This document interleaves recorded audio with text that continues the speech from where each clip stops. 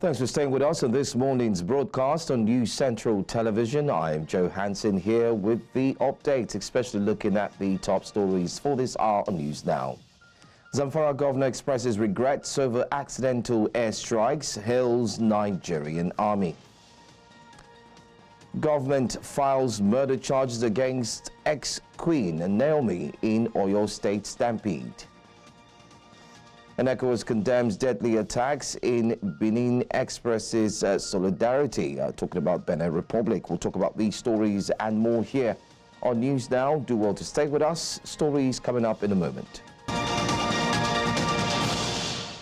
We begin with security matters. The governor of Zamfara State, Dauda Lawal, has commended the Nigerian military's efforts in the renewed onslaught against bandits in the state. Recall that the Nigerian Air Force, in a successful airstrike over the weekend, decisively targeted bandits attacking villages in Zormi and Marundun local government areas. However, about 16 civilians were mistakenly killed during the airstrike by the military. In a statement issued on Sunday in Gusau, the spokesperson for the Zamfara Governor Sulaiman Bala Idris expressed deep condolences to the families of civilian casualties affected by the airstrike at Tunga Kara in Zormi LGA. A statement clarified that the civilian casualties were members of the local vigilante who were mistakenly identified as the bandits fleeing from Gidon Makera in the Boko district of Zormi local government area. Well, to further discuss this, our correspondent Emmanuel Bagudu joins me live this morning. It's good to have you, Emmanuel Bagudu. Can you also quickly tell us about the airstrike in Zamfara? What's happening? What reports do you have about what took place and casualties as well? Go ahead. Yes, very unfortunate incident there, and it's not the case of Sokoto. We have casualties. This is a case of vigilantes. 16 vigilantes received a distress call from Tingarakara village. They are going to rescue this community from bandits. On their way, they were now shot by the Air Force jet. They were shot by the Air Force jet. It's not a case of, it's no longer the case of innocent citizens, or, these are the case of patriotic Nigerians, patriotic vigilantes who are fully armed, going to the nearby community, Tungarakara, to rescue them from the hands of cattle rustlers and bandits. And unfortunately, they were killed on their way going to Tungarakara. Now, it's a very big error that the military community have to take responsibility of, and it's so unfortunate that they are not making any comment about it. And these are things that require urgent attention. Now, the most unfortunate thing is the fact that on their way, but when these things were happening, immediately this Air Force, bombing was happening, the bandits were busy operating at Tungarakara, and they successfully rustled cows, kidnapped victims, and took them away, while these vigilantes are left to suffer in the hands of this erroneous bomb blast from the Nigerian Air Force jet, which the military community have to explain to Nigerians, have to take full responsibility of that incident. So it's so unfortunate, and then we look forward to meeting that community as soon as possible to discuss with them and then see the extent of damage that was done in that particular erroneous airstrike. Again, thank you. Well, it's starting to look like there are too many errors, or one error too many in this instance, Sokoto, and then you also have Zamfara. Can you also tell us what the people of Zamfara are saying, and what are the chiefs, or better still, persons who have also been eyewitnesses of what took place? What have they said? Have you been able to interact with any of them? Have you spoken to any person? Yeah, the incident is still fresh. The vigilantes in Kachindawa village, actually, that was where the airstrike actually happened, not in Tungarakara.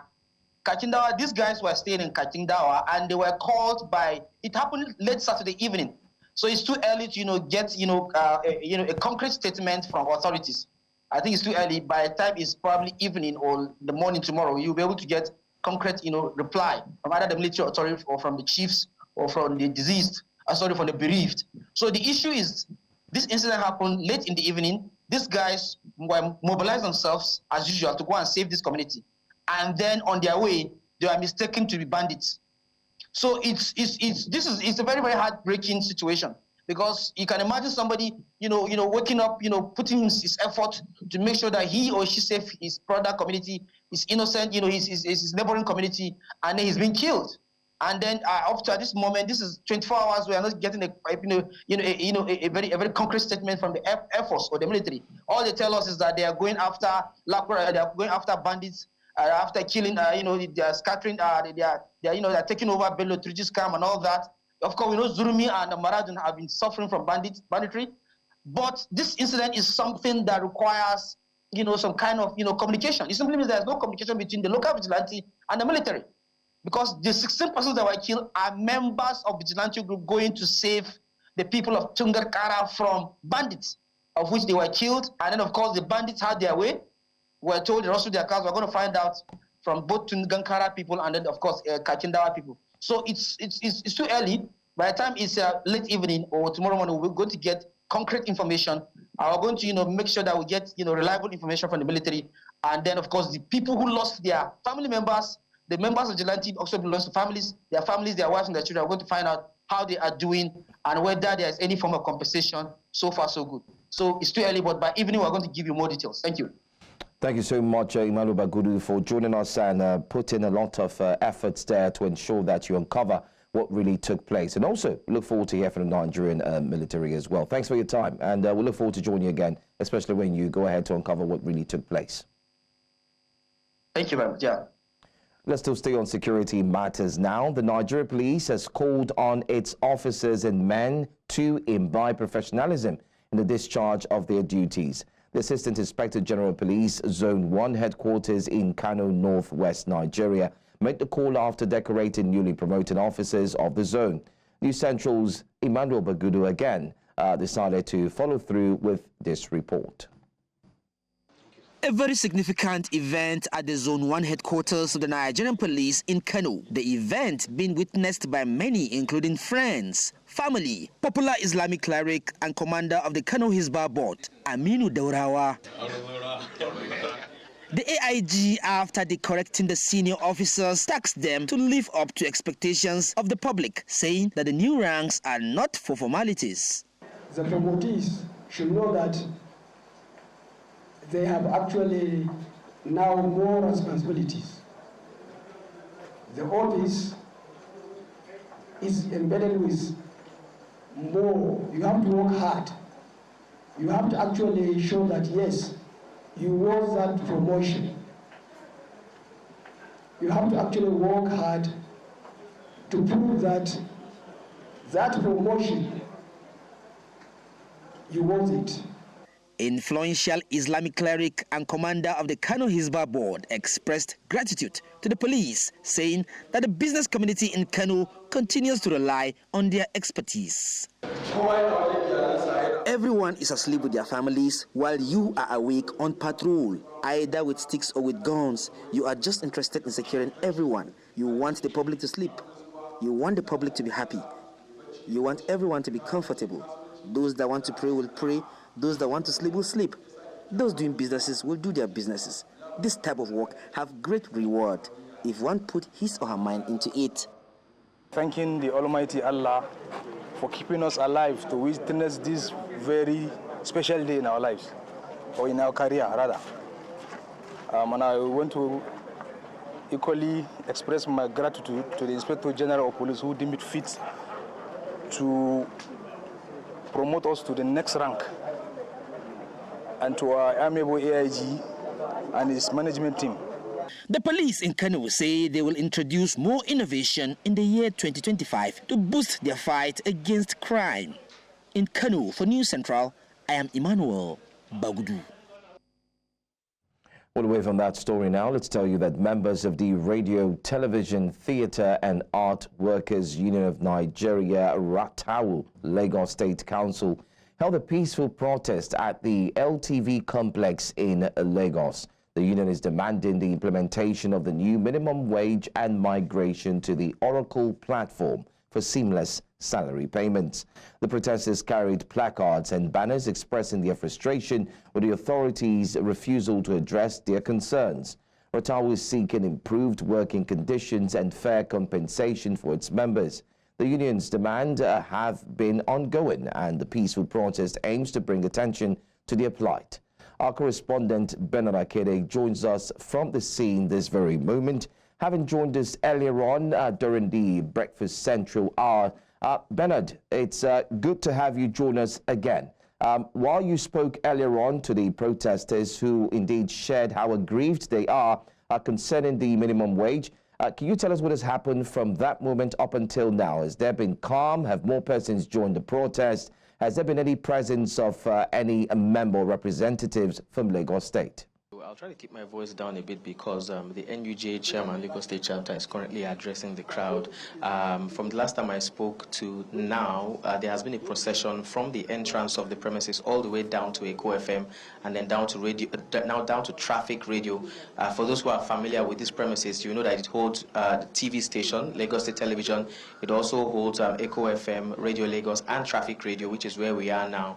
The chairman of the union here had spoken to us earlier, and then the chairman of National Union of Journalists, NUJ, Lagos State Chapter, who is currently addressing the crowd, also spoke to us earlier.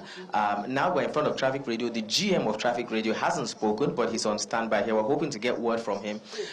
What has happened so far is that in the whole process of going on with this procession, the chairman of NUJ has said that there have been engagements with the government from time to time. This whole process has lasted about 21 days. From 21 days, then there was 14 days, then there was 7 days, and today the 7 days ultimatum has elapsed. So they have commenced their 3 days warning strike. Basically, they are asking for for their workers to be placed on Oracle platform, which makes payments of salaries, payments of benefits seamless and easy for them, makes them feel like they are full staff of the government. Also, they are asking for an implementation of the new minimum wage for Lagos State radio and TV workers. They still haven't felt the impact of that new minimum wage. And the chairman also did state that if after this 3 days warning strike, there is no budge from the government, there's no positive response from the government, that then there will be an entire shutdown of broadcast activities on all radio stations and on the TV stations. I asked him, I said, now what kind of broadcast is ongoing? And he said the skeletal work is still going on because they are essential workers. They will not deprive members of the public of information that they deserve. But should those 3 days of warning strike elapse and they get no positive response, then it will be complete darkness from all the broadcast houses that occupy this particular premises. Okay. Well, it seems to be a bit calm right now, as you can see right behind you. The NUJ president, like you said, addressing them. And hopefully this would yield positive results. But can you also highlight, especially looking at the fact that they said there would be a total shutdown? Are the stations currently operating? Do you have any idea they're back on air, broadcast is on? And do you think that it wouldn't stop broadcast anytime soon?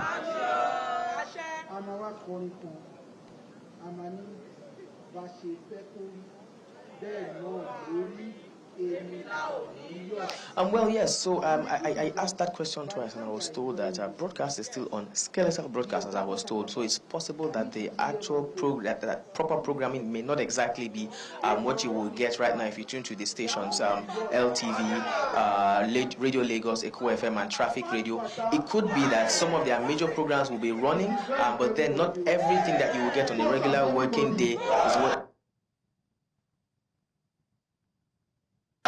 the warning strike. If they do not get a positive response from the government or from members of the government, then they possibly will shut down activities. I think that they're about to make another movement to another place. I'm hearing announcements of migration. Let me see if I can now catch the NUJ chairman, if we can eventually get him to speak with us just before they move. Please hold on, Joe. Mr. Chairman. Okay. Mr. Chairman, thank you for joining us. We are now live on News Central now. I'd like you to please give us your name first of all, and then just to reiterate some of the conversations we've had earlier. Yeah, my name is Adele Yagai, Chairman of NUJ Lagos State Council.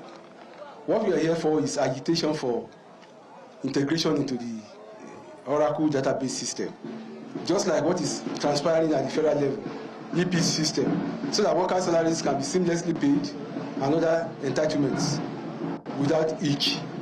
And secondly, the workers are agitating for minimum wage. They have not benefited from the new minimum wage, which other state workers are from. I know state media workers or media workers generally in the country, we have no closing hours. We put in our best. These are patriotic workers, committed, dedicated, and they should be reciprocated by the state government. They have thousands of dependents back at home. They must feed their families, and they must feed well. They must also earn a living wage. So that is the essence. That's why we're here. This one we are doing is a 3-day warning strike. It will graduate if the state government refuses to answer our needs. It will graduate to indefinite strike action, and all the state-owned media will be totally shut down. But before you go, so I want to ask: had there been any prior communication with the state government before or within this 21-day period? There was an initial 10-day ultimatum. There was another 21-day ultimatum, and finally a 7-day ultimatum. And several meetings have been held with the commissioner, with some of the people in the establishment department, and some other agencies of government towards resolving this issue. This issue has lingered for years. It is not happening today. It is not happening last year. It has lingered there for years, whereby state workers, to my knowledge, will retire, and 3, 4, 5 years they are not paid their entitlements because they are not in the Oracle system. I don't pray that such a calamity will befall those who are present in the service. I've intervened 1 or 2 times when people were saying that because they were not on Oracle, it took them 3, 5 years, 4 years to get their entitlements from the state government, which is too long. In the federal civil service, it takes a maximum of 1.5 year. Why should it be 3, 4, 5 years at the state level? And then finally, sir, I want to quickly ask, we do not pray that it gets that far, but after the 3-day warning strike, we still do not get a positive response from the government or from the authorities. What's the way forward? Well, we are praying for a positive response. All right. Anyway, we seem to have a little network connectivity issue there, but we do get the point with Bernard Akede and, of course, the NUJ, and not forgetting to those who are clamoring for payments to be moved to the Oracle platform. We'll bring to you more updates on that story as Bernard Akede continues to follow up and gives us an update, most importantly, in our subsequent news bulletin. Coming up next, we'll look at the Oyo State stampede. There seems to be an update in that story. Stay with us. Welcome back. Let's also tell you that the Oyo State Government has filed an 8-count charge against Naomi Sulekola, ex-queen of the Oni of Ife, Oriyomi Hamzat, a radio station proprietor, and Abdullahi Fasasi, principal of Islamic High School, over the December 18, 2024 Funfest stampede that killed 35 children. The government accused the defendants of conspiracy to commit murder, manslaughter, and criminal negligence. They allegedly failed to provide adequate security, crowd control, and medical facilities, resulting in the deaths. The charge sheet listed the names and details of 14 out of the 35 children who died in the incident. Fasasi faces a 4-count charge, including conspiracy and negligent acts causing harm. The defendants have been in prison custody since December 24, following the arrest by the police. Oyo State Governor Seyi Makinde had vowed that the state would prosecute those responsible.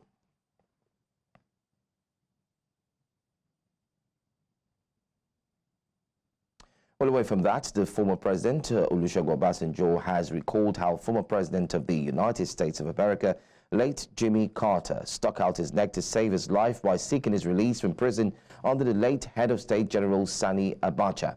Obasanjo revealed this on Sunday at the memorial service held in honor of his late friend Carter, paying glowing tribute to the American leader whom he described as a titan and man of peace.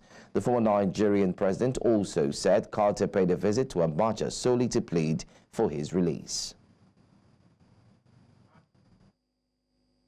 I became a victim of a militaristic man, Sani Abacha, who wanted to rule Nigeria perpetually till the end of his life.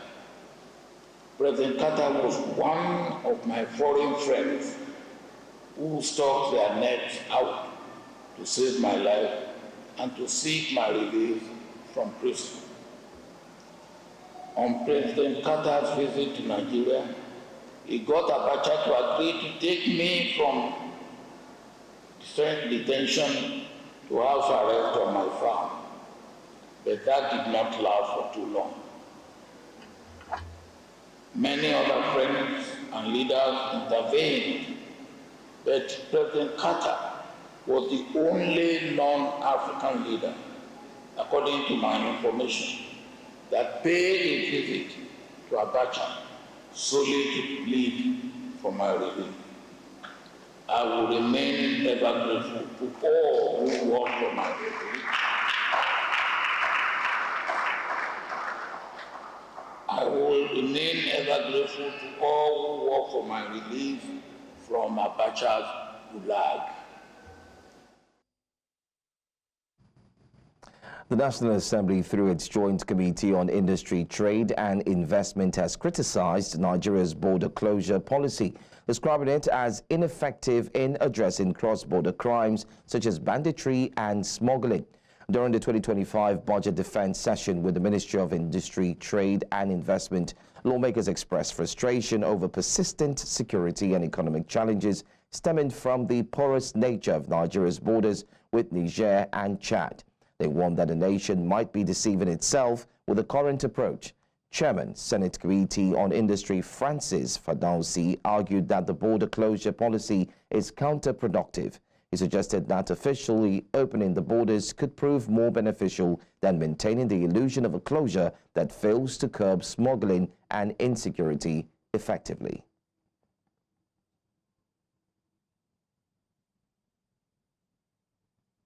Let's tell you that Lagos State Governor Babajide Sanwo-Olu late last year gave orders to residents of the Makoko community to move 100 to 120 meters away from the power lines. This order issued is said to be about building control in all its ramifications and not about construction and demolition alone, but the welfare of the average resident. In this vein, a realtor, Femi Rogers, has urged prospective landowners to understand the intricacies of property ownership before going into development of acquired property. News Central's Bettina Willie had recently paid a visit to the Makoko site and reported that sand filling was currently ongoing while families who live in the area battle for survival. The government should focus on regulating the laws that are already enacted. They have laws, they have zoning laws for every piece of land in Lagos. But what happens is that they allow people to build community. You know, it takes a long time for you to build a community, to build 200, 300 homes that they are about to demolish. What was the government looking at when these homes are being built? The main problem we have is that the government is not focused on their primary duty, which is regulating the laws that they've already enacted. They focus more. What I see basically that is happening is they go and build homes, they go and build projects. Governors are building projects, they are building communities. This should be left for developers. What they should do is provide enabling society, enabling environments, funding for developers and property managers to do all these projects while they sit back and regulate. The governor of Delta State, Sheriff Borowori, is calling on Nigerians to promote dialogue and desist from making inflammatory or divisive statements that could impede the country's national growth and development.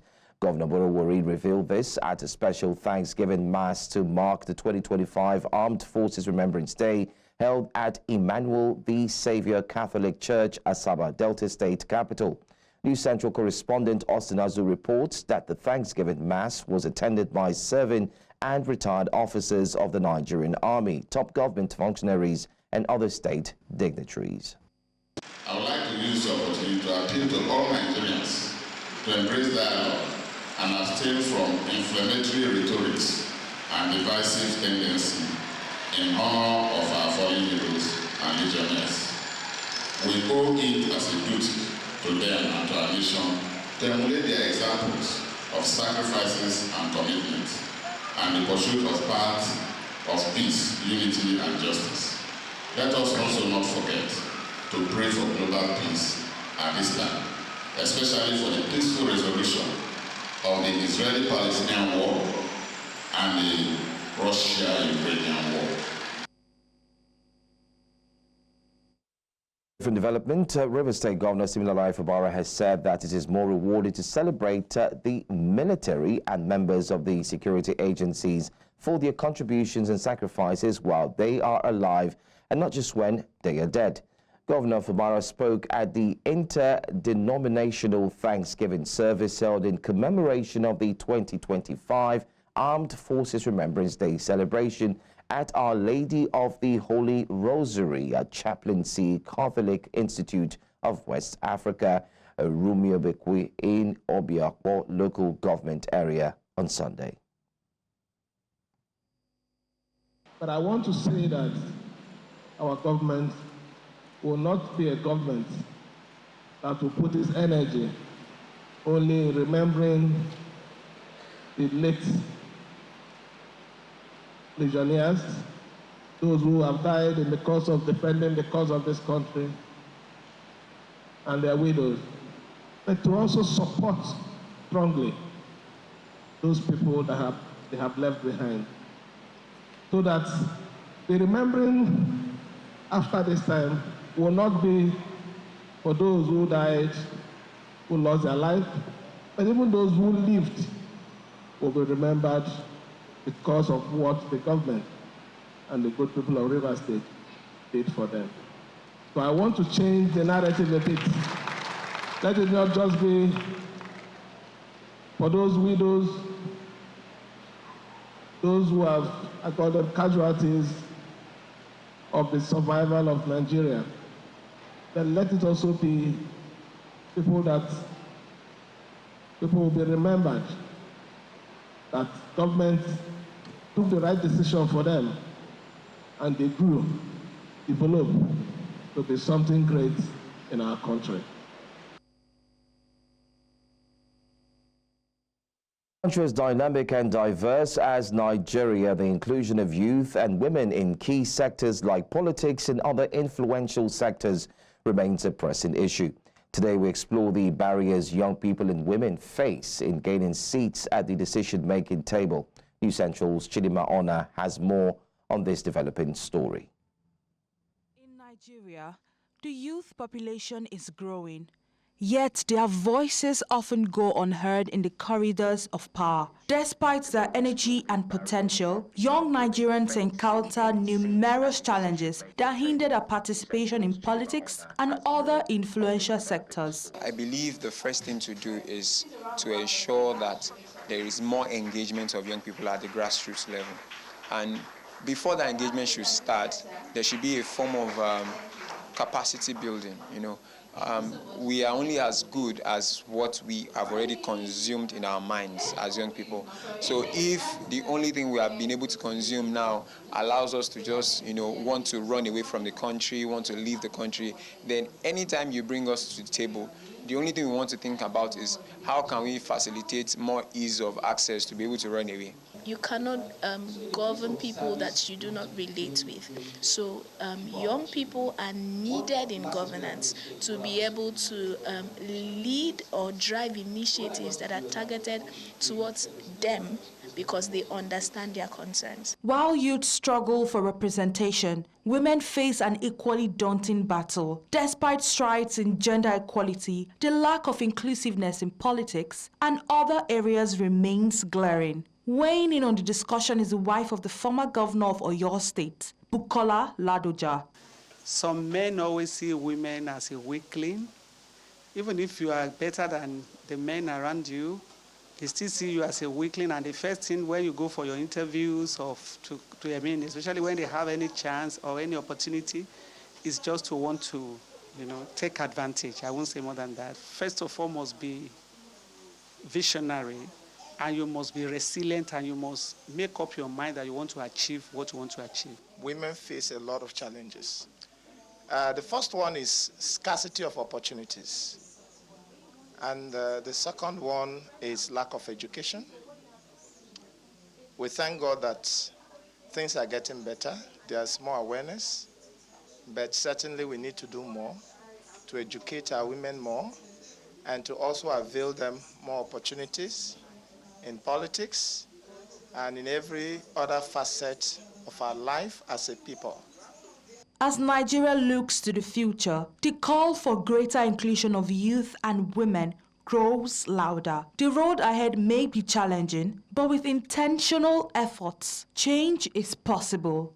In Lagos, reporting for News Central, I am Chidinma Ona. President Doctors is calling for an improved salary structure for healthcare workers, expressing concerns over the refusal by the government to pay several benefits. Our correspondent Idong Joseph has more on this story. In Nigeria, the remuneration of healthcare workers is primarily determined by the Consolidated Health Salary Structure and the Consolidated Medical Salary Structure. These structures separate healthcare professionals into different categories based on their qualifications, experience, and job roles, ensuring a standardized approach to compensation across the sector. As of 2024, the salary from level 7 to level 15 averaged between 155,000 naira and 566,000 naira per month. Though public sector workers are entitled to various allowances such as hazard allowance and shift allowance amongst others, some of these benefits only exist on paper and are not fully implemented. There are several emoluments that is supposed to come from the government to health workers, and some of these emoluments they are not seen. Hazard allowance, which was increased from 5,000 naira to 35,000 naira, has not been fully implemented. I think we still get the 35,000 naira occasionally. Health sector professionals are calling on the government to fully implement these benefits. The salary structure of an average medical worker in Nigeria can just keep him afloat, not really to be too comfortable, take your children to the best schools or have the nicest apartments, or just live a comfortable life. If there is an improvement in this salary structure, it may in a way serve as a way of encouragement to them or stimulate them and increase their enthusiasm concerning the workforce, the health workforce, so that better service delivery can be given.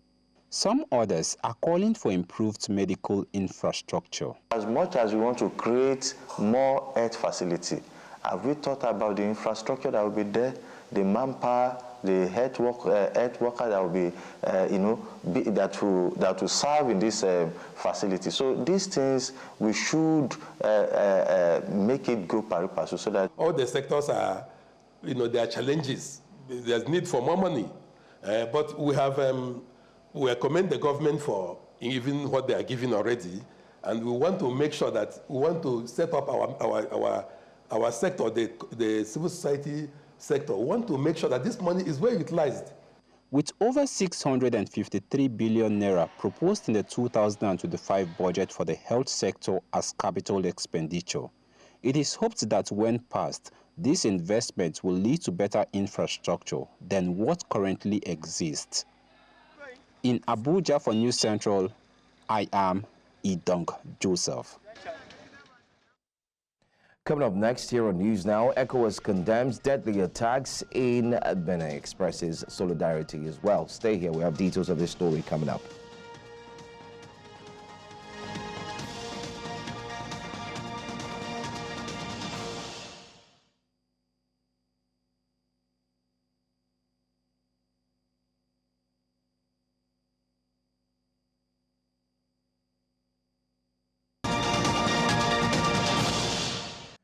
Welcome back.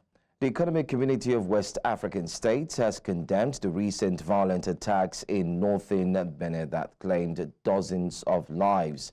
The attacks occurred on Wednesday in the Point Treble area and were carried out by unidentified armed individuals. In a statement on Sunday, the ECOWAS Commission extended its condolences to the government, security forces, and people of Benin, as well as to the families of soldiers who lost their lives in the line of duty. ECOWAS wished for a speedy recovery, which was also conveyed to those injured in the incident. Tropical storm Dikledi is barreling towards Mozambique, leaving a trail of destruction in its wake. After hitting Madagascar's northern tip as a cyclone on Saturday, the storm brought strong winds and torrential rains, resulting in at least 3 deaths. Dikledi then passed by the French territory to Mayotte, triggering floods and prompting a red alert that remains in place. The storm's impact comes less than a month after Cyclone Chido devastated the region, killing at least 39 people in Mayotte and over 120 in Mozambique.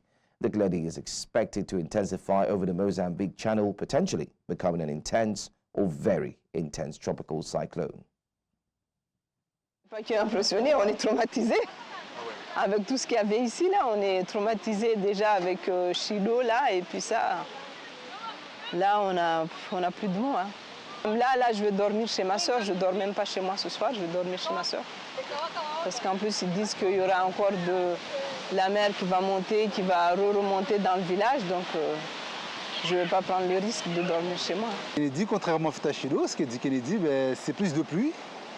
Très peu de vent, il y a quelques rafales donc, qui passent, effectivement, mais contrairement à Chido, c'est plus d'averses que du vent. On se retrouvait donc sous l'eau, quoi. On avait déjà encore de l'eau jusqu'aux genoux, pour certains, selon donc, la tête des personnes.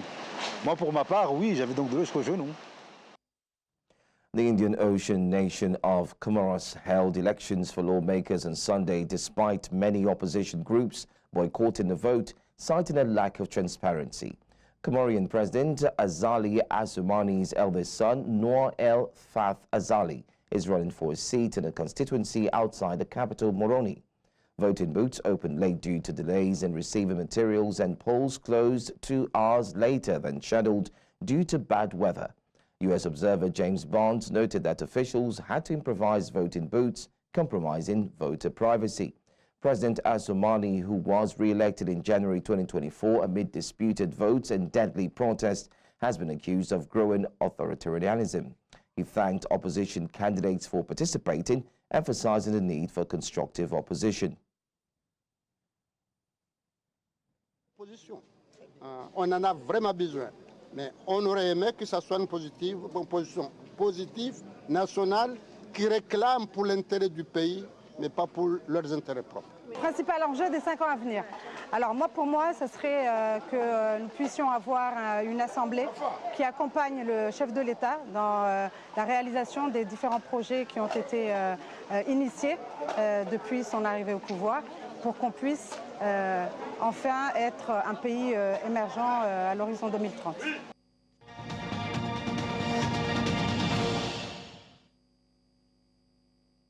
Ukrainian President Volodymyr Zelensky has offered to exchange captured North Korean soldiers for Ukrainian prisoners of war held in Russia.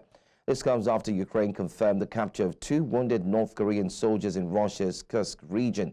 South Korea's National Intelligence Service has verified the capture, which occurred on January 9. Zelensky stated that Ukraine is willing to hand over the soldiers if North Korea can facilitate an exchange for Ukrainian warriors held captive in Russia. He also noted that more North Korean soldiers will likely be captured. For those who don't want to return, Zelensky offered alternative options, including spreading the truth about the war in Korea. В Україні Служба безпеки України продовжує працювати з полоненими з Північної Кореї. Один виявив бажання залишитись в Україні. Другий з них хоче повернутись в Корею. Якщо Кім Чен Ін взагалі пам'ятає про цих своїх громадян і може організувати обмін на наших воїнів, які утримуються в Росії, ми можемо передавати таких солдатів. Croatian President Zoran Milanovic has secured a landslide victory in the presidential election, winning 74.58% of the votes. His opponent, Dragan Primorac, garnered 25.42% of the votes. Milanovic, backed by the Social Democratic Party, considers his victory a recognition of his work over the past 5 years. In his remarks, Milanovic expressed gratitude to Croatian citizens, interpreting his victory as a trust vote in his leadership. Despite his role being largely ceremonial, Milanovic has significantly influenced Croatia's foreign policy and national defense strategies. The election saw a voter turnout of 44.15%. Milanovic's win is viewed as a public endorsement of his leadership. Za mene osobno velik dan I ovu pobjedu doživljavam I kao priznanje, nekakvo priznanje ili barem odobravanje svog rada u zadnjih 5 godina, nekakav akt povjerenja ljudi prema meni. Ali uz to i kao poruku, kao plebiscitarnu poruku hrvatskog političkog naroda o stvarima u državi onima koji bi je trebali čuti. I molim da je čuju.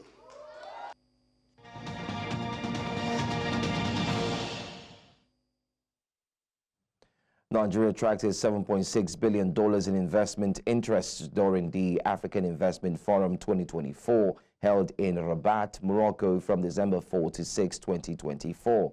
The announcement was made by Dr. Akinwumi Adesina, president of the African Development Bank, AFDB, who expressed optimism about the potential economic impact.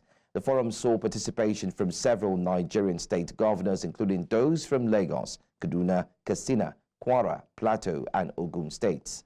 The event highlighted Nigeria's growing appeal to global investors, with the AFDB also securing $2.2 billion for Nigeria's special agro-industrial processing zones Phase 2 project. This marks a significant boost for the country's economic reforms and foreign investment. Industry experts have highlighted the urgent need for Nigeria to transition from exporting raw agro-commodities like cocoa, cashew nuts, and sesame seeds to processed products. According to the International Trade Center, Nigeria's raw exports leave significant revenue untapped, with cocoa exports losing $404 million in potential revenue and cashew nuts missing $437 million. Friday, Magauga and Agro-Commodities Exchange experts noted that processed cashew kernels are far more profitable than raw nuts, while Associate Professor Onekwojo Onuche stressed that value addition enhances economic growth, revenue, and job creation.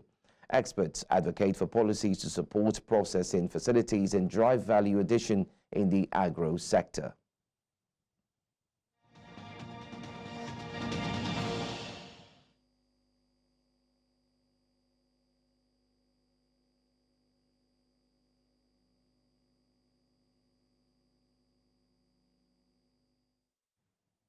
And let's bring you sports. Nigeria's women's under-19 cricket team, the junior female Yellow Greens, will play Pakistan in a warm-up match today ahead of their debut at the 2025 ICC Women's Under-19 World Cup. The game is scheduled for 3:30 p.m. local time. That's 10:30 p.m. Nigerian time at the YSD UKM Cricket Oval in Bangui, Malaysia. As the only African qualifier, Nigeria earned their spot after defeating top teams like Zimbabwe and Uganda in the African qualifying series.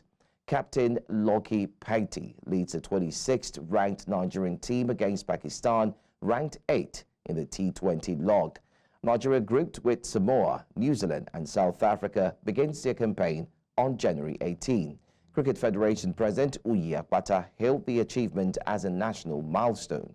The Women's Under-19 World Cup will mark Nigeria's second appearance at any Cricket World Cup, 6 years after the men's Under-19 team also qualified for the 2019 edition in South Africa. Well, talking about sports, Igimba's hopes of advancing in the CAF Confederation Cup hangs by a thread following a 1-1 draw against Egyptian side Al Masri on Sunday at the Godswill Akpabio International Stadium in Uyo. The result leaves the two-time African champions needing a win against group leader Zamalek in their final group match to stand a chance of reaching the quarter-finals. However, even a victory may not be enough, as Igimba also depends on bottom-placed Black Bulls denying Al Masri a win in their final fixture. Al Masri took an early lead through Mohamed Hashim, but Igimba equalized early in the second half via Ifeanyi Ehemekwele. Goalkeeper Annie Ozomena's heroics, including a penalty save, kept Igimba's hopes alive, but they failed to find a winner. More time, I think we can turn things around with players, looking at some of the areas that are not doing well. We also need to build them up. And God willing, some of those are injured and out of the team, they come back from injury. I think we'll have a better team than what we're having now. And that's all the news we have for you for this hour. But before we go, let's take another look at some of the major stories. Zamfara governor has expressed regrets over accidental airstrikes as he hailed Nigerian military. Oyo State Government files murder charges against ex-Queen Naomi. And we also told you that ECOWAS has condemned deadly attacks in Benin, expresses solidarity. And that's all the news we have for you for this hour, but don't forget that you can watch News Central live 24 hours a day, 7 days a week on the following platforms right there on the screen. Join the ladies at 10 a.m. for Jasiri Johansson. Thank you for watching.